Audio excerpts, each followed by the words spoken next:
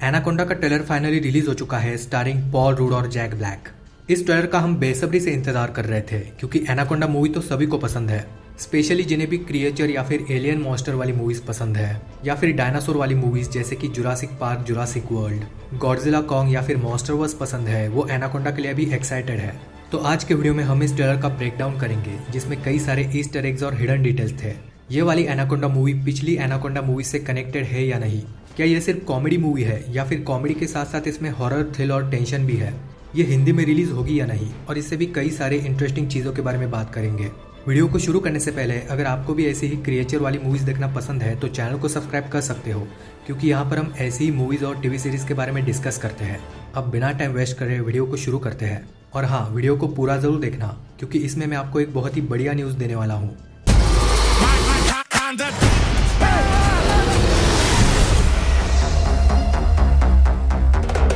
Trailer की शुरुआत में ही जैक ब्लैक का कैरेक्टर पॉल रूड से कहता है कि अब मैं इंतजार नहीं करना चाहता।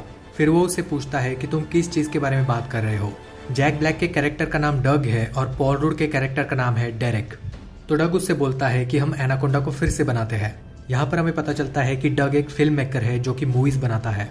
तो जो पुरानी एनाकोंडा मूवी हम सभी ने देखी है वो लोग इस मूवी को फिर से बनाना चाहते हैं, यानी कि रीबूट करना चाहते हैं। डग की ये बात सुनकर डेरेक शॉक हो जाता है। तो यहाँ तक हमें समझ में आता है कि ये लोग मिलकर एक असली एनाकोंडा मूवी को बनाना चाहते हैं। इसके बाद कुछ सीन्स हमें देखने को मिलते हैं जो प्रोबेबली अमेजोन के सीन्स है, मतलब वो लोग इस लोकेशन पर जाकर सच में ये मूवी शूट करेंगे। सबसे पहली एनाकोंडा मूवी जो 1997 में रिलीज हुई थी, उसमें वो लोग एक डॉक्यूमेंट्री बनाने के लिए जंगल में जाते हैं। Anaconda the Hunt for the blood orchid जो कि 2004 में रिलीज हुई थी। उस मूवी में वो लोग एक फूल ढूंढने के लिए जाते हैं जिसका नाम है ब्लड ऑर्चिड। इस फूल की वजह से लोगों की जिंदगी लंबी हो सकती है। इस मूवी में एक लॉजिक बताया गया था कि एनाकोंडा जैसे सांप मरते दम तक बढ़ते रहते हैं, तो इस फूल को खाने की वजह से वो ज्यादा समय तक जिंदा रह पाते थे और इसी की वजह से वो इतने बड़े थे। अब इस न्यू एनाकोंडा मूवी में वो खुद ही एनाकोंडा के ऊपर मूवी बनाने वाले हैं। हालांकि उन्हें पता नहीं है कि एक मूवी बनाते बनाते सच में उनका सामना एक असली एनाकोंडा से हो जाएगा। हमें पता चलता है कि डग और डेरेक बचपन से ही दोस्त है, जिन्होंने बचपन में ही सपना देखा था कि बड़े होकर वो एनाकोंडा मूवी बनाएंगे। एक सीन में हम ये भी देख पाते हैं कि उन्होंने एक बोट खरीदी है जिस पर वो मूवी को शूट कर पाए। ये लगभग बिल्कुल वैसी ही बोट है जैसी हमने फर्स्ट मूवी में देखी थी। इसके बाद हम ये भी देख सकते हैं कि वो लोग प्लानिंग कर रहे हैं कि ये मूवी बनाने में कितना खर्चा आएगा। डग ने ऑलरेडी मूवी का बजट तय कर लिया है, $2.5 मिलियन, यानी कि लगभग 23 करोड़। फिर हम देखते हैं कि उनकी पूरी टीम है जो मूवी बनाने के लिए बैंक में लोन मांगने जाते हैं। यहाँ पर आकर उन्हें पता चलता है कि उन्हें सिर्फ $9,400 का लोन मिलेगा, जिसका मतलब है 8 लाख रुपए। तो उन्हें पूरी एनाकोंडा मूवी सिर्फ 8 लाख रुपए में बनानी होगी। अब ये काफी फनी मूवमेंट था क्योंकि हम सभी लोग जानते हैं कि 8 लाख रुपए में तो आजकल कोई भी मूवी नहीं बन सकती। लेकिन इससे भी फनी बात यह थी कि इतने कम पैसे में ये वाला कैरेक्टर बहुत ही खुश हो जाता है। डग और डेरेक काफी शॉक में है क्योंकि वो जानते हैं कि इतने कम बजट में तो कुछ भी नहीं हो पाएगा, क्योंकि एनाकोंडा जैसी मूवी बनाने में VFX और एनिमेट्रॉनिक्स की जरूरत होगी जो इतने कम पैसे में पॉसिबल नहीं है। फिर रेस्टोरेंट में बैठकर वो इस सब के बारे में डिस्कस भी करते हैं कि इतने कम बजट में मूवी को कैसे बनाएंगे। वो डिसाइड करते हैं कि रियल लोकेशंस पर शूट करेंगे, मूवी में सब कुछ रियल रहेगा। ऐसा करने से उनको VFX देने की जरूरत भी नहीं पड़ेगी। इस सब के लिए उन्हें सबसे पहले मूवी की स्क्रिप्ट चाहिए जो डग ही लिख रहा है। यहाँ पर हम देख सकते हैं मूवी का नाम है दी एनाकोंडा, रिटन बाय डग। जब वो स्क्रिप्ट लिख रहा है तब उसके पीछे हम जंगल को भी देख सकते हैं जिसे वो सिर्फ इमेजिन कर रहा है, मतलब वो एक रूम में ही बैठा है और सोच कर स्क्रिप्ट लिख रहा है। उन्हें एक स्नेक हैंडलर भी चाहिए, यानी कि एक ऐसा बंदा जो सांपों के साथ खेलता है, मतलब ऐसा बंदा जो सांपों से नहीं डरता, जिन्हें वो कंट्रोल कर सकता है। स्नेक हैंडलर उन्हें इसलिए भी चाहिए क्योंकि वो मूवी में रियल स्नेक को दिखाने वाले हैं। तो वो एक असली बड़े सांप को भी खरीद लेते हैं जिसे हम इस सीन में देख भी सकते हैं। तो इस बड़े सांप को हैंडल करने के लिए उन्हें स्नेक हैंडलर चाहिए था। अगले सीन में हम देख सकते हैं कि मूवी की शूटिंग शुरू हो चुकी है। क्लेयर मूवी की हीरोइन है और डेरेक हीरो।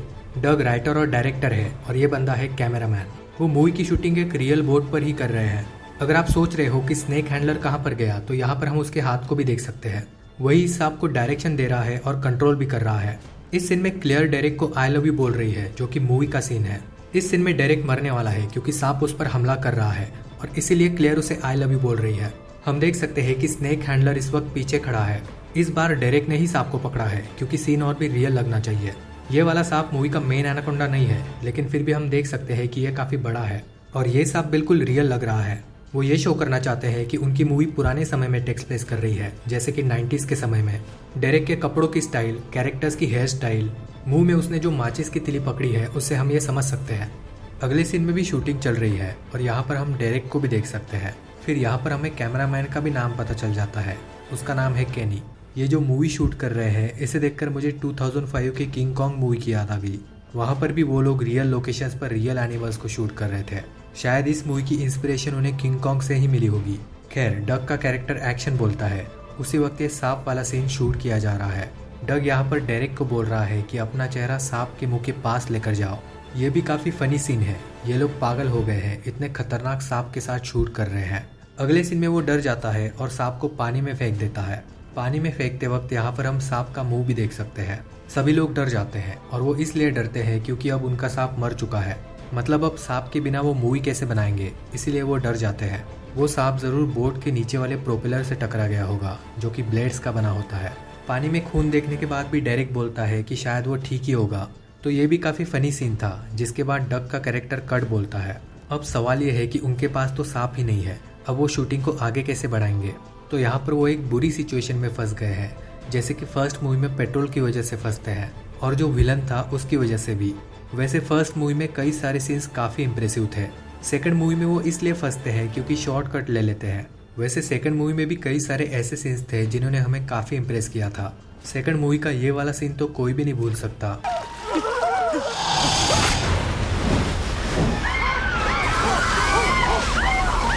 और शायद ऐसा ही कोई सीन हमें न्यू एनाकोंडा मूवी में भी देखने को मिलेगा, क्योंकि यहाँ पर भी वो लोग पानी में चल रहे हैं।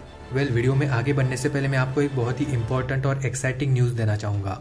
हमारे चैनल का सबसे पहला पॉडकास्ट बहुत जल्द आने वाला है, जो हमने ट्रू डायनासोर्स के सीटीओ के साथ किया है। बाकी इन्फॉर्मेशन मैं आपको वीडियो के एंडिंग में दूंगा, तो वीडियो को पूरा ज़रूर देखना। तो अब उनके पास कोई सांप नहीं है, लेकिन मूवी तो उन्हें बनानी है। एक सीन में हम स्नेक हैंडलर को देखते हैं जो काफ़ी घने जंगल में है। मोस्ट प्रोबेबली इस सीन के बाद ये मर जाएगा। अगले सीन में डग और डेरेक डिस्कस कर रहे हैं कि स्नेक की मूवी बनाने के लिए हमारे पास तो स्नेक ही नहीं है। इसी के बाद हमें एक एडवेंचरस सीन देखने को मिलता है।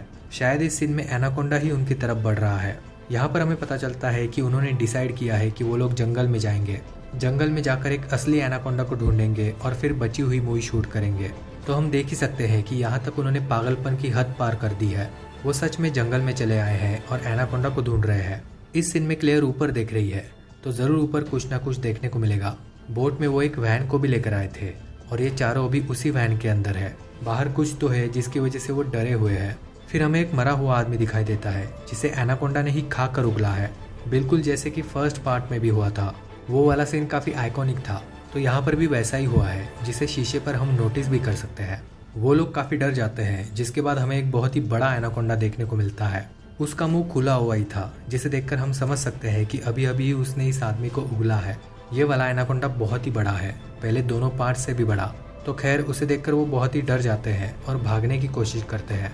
उनके साथ एक नई लड़की दिख रही है जो मेरे ख्याल से मरे हुए आदमी की गर्लफ्रेंड है। तो अभी फिलहाल इस वैन में 5 लोग हैं और ये उसी सीन का कंटिन्यूएशन है।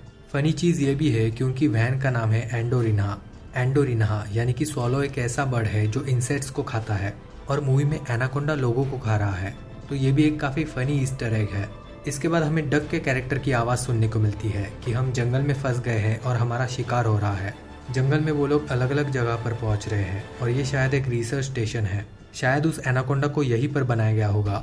इसके बाद हमें एनाकोंडा का अटैक वाला सीन देखने को मिलता है जो बहुत ही बढ़िया था। यहाँ पर यह सांप काफी खूंखार लग रहा है। अगले सीन में हम और एक लेडी कैरेक्टर को देख पाते हैं जो मिलिट्री ऑफिसर लग रही है और उसके पास स्नाइपर भी है। ये कैरेक्टर शायद उसी रिसर्च स्टेशन से बिलोंग करती है। अगले सीन में वो बोट के सामने कुछ तो जला रहे हैं, जो कि मेरे ख्याल से उनका मरा हुआ सांप है। तो वो अपने सांप का अंतिम संस्कार भी करते हैं और ये सीन भी काफी फनी रहेगा। डग किसी वजह से यहाँ पर गुस्सा है और बोल रहा है कि अभी हम मरेंगे। वो शायद उनके सांप के मरने की वजह से ही गुस्सा है। अगले सीन में डेरेक एक छोटी बोट में है और इसी सीन में एक लड़की उसे मदद मांगने की कोशिश भी कर रही है। वो उससे चिल्लाकर बोल रही है, हेल्प मी प्लीज, और वो उसको रिप्लाई भी देता है, इट्स ओके, तुम सेफ हो क्योंकि मैं अब आ चुका हूँ। ये सुनकर वो खुश तो होती है, लेकिन उसी वक्त एनाकोंडा उस पर भी हमला कर देता है। ये वाला एनाकोंडा कितना बड़ा है ये जानने के लिए इस सीन को ध्यान से देखिए। इस लड़की के बॉडी के आधे हिस्से जितना तो सिर्फ उसका मुंह ही है। तो एनाकोंडा उसे मार देता है, जिसके बाद डेरेक के एक्सप्रेशंस देखना काफी मजेदार है। एक सीन में एनाकोंडा ऊपर से आ रहा है, जिसे देखकर वो लोग काफी शॉक हो जाते हैं। वैसे ये भी वो रिसर्च स्टेशन वाली ही जगह है, क्योंकि यहाँ पर हम नोट्स को भी देख सकते हैं। तो काफी हद तक पॉसिबिलिटी है कि ये वाला एनाकोंडा एक्सपेरिमेंट्स करने की वजह से बड़ा हुआ है। पीछे हम ड्रम को भी देख सकते हैं जिसमें किसी तरह का केमिकल ही होगा। पहले 2 एनाकोंडा मूवीज के बाद जितने भी एनाकोंडा मूवीज बने हैं उनके विजुअल इफेक्ट्स बहुत ही खराब थे, तो उनको हम कंसीडर नहीं करेंगे क्योंकि वो शायद ही किसी को याद होंगे। हालांकि रिसेंटली एक चाइनीज एनाकोंडा मूवी आई थी, वो बहुत बढ़िया थी। मतलब वो भी फर्स्ट वाले एनाकोंडा का रिबूट ही थी। उस मूवी के विजुअल इफेक्ट्स काफी अच्छे थे और उसका विलन भी खतरनाक था। वैसे ये ट्रेलर देखते वक्त मुझे किंग कॉन्ग मूवी की याद बार बार आ रही थी। उसमें भी जैक ब्लैक थे और मूवी शूट कर रहे थे, भले ही कितना ही खतरा क्यों ना हो। इस मूवी में भी हमें ऐसा ही एक सीन देखने को मिलता है जब जैक ब्लैक कैमरामैन को बोलते हैं कीप रोलिंग, और शायद उनका कैमरा टूट चुका है इसलिए वो मोबाइल से शूट कर रहे हैं। तो ये भी काफी फनी सीन था। एनाकोंडा उनका शिकार कर रहा है लेकिन फिर भी वो इस मूवमेंट को शूट कर रहे हैं, वो भी कितना डरते डरते शूट कर रहे हैं। तो ये सब कुछ देखकर भी मजा आया। एक सीन में डग वैन में है और उसके एक्सप्रेशंस देखकर ऐसा लग रहा है कि एनाकोंडा अब उसे खाने ही वाला है। एनाकोंडा उसे 100% निगल लेता है क्योंकि अगले ही सीन में हम डग को मरा हुआ देख सकते हैं। उसके पेट के ऊपर एक पीक भी है जिसे एनाकोंडा ने ही खाया था। उसके बॉडी को देखकर हम कह सकते हैं कि कुछ समय पहले वो एनाकोंडा के पेट में था। सबको ऐसा ही लगता है कि वो मर चुका है, इसलिए सभी काफी परेशान हैं। लेकिन ये सीन भी इमोशनल नहीं है। यहाँ पर वो डिस्कस कर रहे हैं कि कैसे वो डग की लाश का इस्तेमाल कर सकते हैं बोट तक पहुँचने के लिए। मतलब वो डग की बॉडी को एनाकोंडा के चारे की तरह इस्तेमाल करना चाहते हैं। डेरेक का कैरेक्टर तो रोते रोते ही बोलता है कि ये तो बहुत ही बढ़िया आइडिया है। इसके बाद सच में वो उसकी बॉडी का इस्तेमाल करते हैं और उसके सिर के ऊपर मरा हुआ पिग भी बांध देते हैं। ऐसा इस वजह से क्योंकि एनाकोंडा को ये एक जिंदा आदमी लगे। यहाँ पर वो लोग डिस्कस भी करते हैं कि डग ऐसा कभी भी नहीं चाहता कि मरने के बाद उसकी बॉडी के साथ हम ऐसा कुछ करें। इसके बाद झाड़ियाँ हिलती हुई दिखती है, यानी कि एनाकोंडा आ रहा है। और कुछ ही समय बाद उन्हें पता चलता है कि डग तो मरा नहीं है, वो जिंदा है। जब डेरेक उसे दूरबीन से देखता है तब उसे पता चलता है कि वो तो जिंदा है। और जब वो होश में आता है तब वो नोटिस करता है कि उसके मुंह के अंदर पिग की पूंछ है। ये सीन भी काफी फनी है। पता नहीं क्यों उसके मुंह के अंदर उन्होंने पूंछ डाली होगी। दूसरी तरफ डेरेक क्लेयर पर गुस्सा भी होता है। वो बोलता है कि मुझे लगा तुमने उसकी पर्स अच्छे से चेक करी थी। केनी बोलता है कि मैंने करी थी। डग पूंछ को थूक देता है और सभी लोग उसको भागने के लिए बोल रहे हैं। फिर हमें पता चलता है कि एनाकोंडा बिल्कुल उसके पीछे ही है और उसे देखकर वो डर भी जाता है। वैसे ही वो वहां से भागने लगता है। पिग अभी भी उसके सिर के ऊपर है। भागते भागते ही वो उनसे पूछता है कि आखिर मेरी पीठ के ऊपर क्या है। डेरेक उसको चिल्लाकर बोलता है कि ये बहुत ही लंबी कहानी है। ये भी बहुत ही फनी सीन था। डग बहुत ही जोर से भाग रहा है और पिग को निकालने की भी कोशिश कर रहा है। अगले सीन में डेरेक का कैरेक्टर भी किसी चीज को देखकर डर जाता है जो शायद एनाकोंडा ही है। और फिर एंडिंग में हमें एनाकोंडा का बहुत ही खतरनाक सीन देखने को मिलता है। वो डग पर हमला कर रहा है। मेरे ख्याल से वो पिग को पकड़ लेगा, तो इस सीन में पिग की वजह से डग बच जाएगा। और फिर इसके बाद मूवी का टाइटल आता है एनाकोंडा, जो कि रेड कलर में है। ओवरऑल मूवी बहुत ही फनी लग रही है, इसी के साथ साथ एडवेंचर हॉरर थ्रिलर भी। इस न्यू एनाकोंडा मूवी के बारे में आपका क्या सोचना है कमेंट्स में जरूर बताना। अब मैं आपको एक बहुत ही बेहतरीन न्यूज़ बताता हूँ। हमारे चैनल का सबसे पहला पॉडकास्ट बहुत ही जल्द आने वाला है। हमारा पहला पॉडकास्ट हमने 2 डायनासोर्स के सीटीओ के साथ किया है, जिसमें हमने सीरीज के बारे में सारे पॉजिटिव और निगेटिव सवाल पूछे हैं। ये पॉडकास्ट बहुत ही इंटरेस्टिंग है, जिसमें हमने क्रिएचर्स, डायनासोर्स और एलियंस के बारे में भी बातें की है। True dinosaurs web series delay क्यों हो रही है, उसके साथ एआई का क्या सीन है, ये सीरीज एक्चुअली क्या है, किसने बनाई है, क्यों कुछ लोगों को ये फेक लग रही थी, सब कुछ हमने कवर किया है। मतलब मैंने उनसे वो सारे सवाल पूछे हैं जो आपके दिमाग में भी आए होंगे। तो गाइज, मुझे भरोसा है कि इस आने वाले पॉडकास्ट को आप दिल से सपोर्ट करोगे। ये आप लोगों की वजह से ही पॉसिबल हो पाया है, इसके लिए सभी का धन्यवाद। और हमारे चैनल को फिलहाल सपोर्ट की भी ज़रूरत है, तो इस QR कोड को स्कैन करके आप चैनल को सपोर्ट भी कर सकते हो। अभी तक जिन्होंने भी चैनल को सपोर्ट किया है उनके लिए एक बहुत ही बढ़िया सा शाउट आउट। सबके नाम मैंने स्क्रीन पर मेंशन कर दिए हैं। अगर आपको ऐसा ही क्रिएचर वाला कंटेंट देखना पसंद है तो वीडियो को लाइक और चैनल को सब्सक्राइब भी कर सकते हो। और हाँ, बेल आइकन को प्रेस करना मत भूलना, ताकि आप किसी भी न्यू कंटेंट को मिस ना करें।